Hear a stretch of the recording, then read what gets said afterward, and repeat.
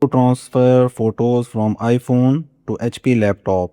First of all, you need to plug in your iPhone into your HP laptop. As you can see, it has now plugged in. After that, you will see the notification.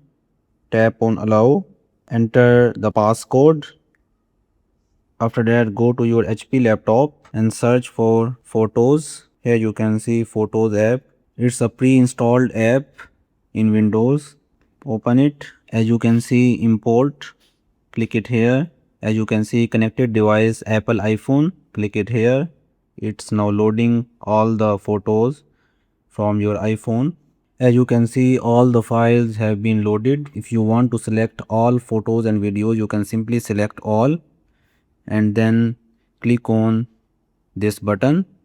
If you want to select specific photos and videos, let's say you want to select this photo and this photo and you want to add into your HP laptop, then simply click on add to item. Here you can create a new folder and then click on create